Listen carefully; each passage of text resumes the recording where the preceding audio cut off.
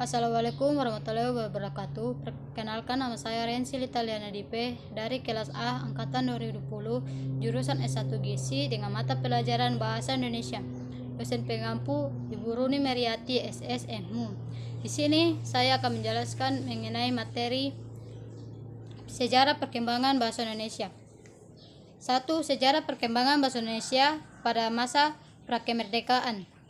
Pada dasarnya bahasa Indonesia berasal dari bahasa Melayu. Pada zaman Sriwijaya, bahasa Melayu dipakai sebagai bahasa penghubung antara suku di Nusantara dan sebagai bahasa yang digunakan dalam perdagangan antara pedagang dari dalam Nusantara dan dari luar Nusantara. Perkembangan dan pertumbuhan bahasa Melayu tampak lebih jelas dari sebagai peninggalan-peninggalan, misalnya tulisan yang terdapat pada batu nisan di Meitujo, Aceh pada tahun 1380. Yang pertama, prasasti kedudukan bukit di Palembang pada tahun 683. Yang kedua, prasasti Talang Tuo di Palembang pada tahun 684. Dan yang ketiga, prasasti Karangbrahi Bangkok Merangi Jambi pada tahun 688. Dan pada saat itu bahasa Melayu telah berfungsi sebagai satu bahasa kebudayaan, yaitu bahasa buku-buku yang berisi antara aturan hidup dan sastra. Yang kedua, bahasa penghubung antara suku di Indonesia. Yang ketiga, bahasa resmi kerajaan. Ada faktor yang menyebabkan bahasa Melayu diangkat menjadi bahasa Indonesia, yaitu yang pertama, bahasa Melayu sudah merupakan bahasa penghubung dan bahasa perdagangan.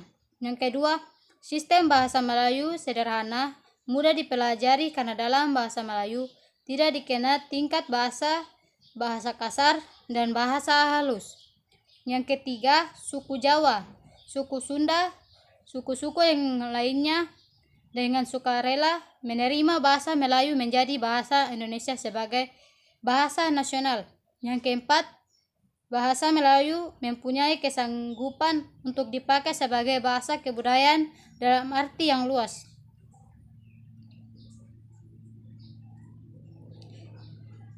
Sejarah perkembangan bahasa Indonesia pada prakemerdekaan berhubungan dengan penyebarnya bahasa Melayu ke pelosok Nusantara bersama dengan penyebarnya agama Islam di wilayah Nusantara, serta makin berkembang dan bertambah kokoh keberadaannya karena bahasa Melayu mudah diterima oleh masyarakat Nusantara sebagai bahasa penghubung antara pulau, antara suku, antara pedagang, antara bangsa dan kerajaan.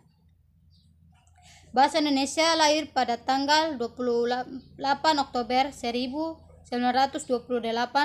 Pada saat itu, para pemuda dari berbagai pelosok Nusantara berkumpul dalam rapat dan pemuda berikrar. 1.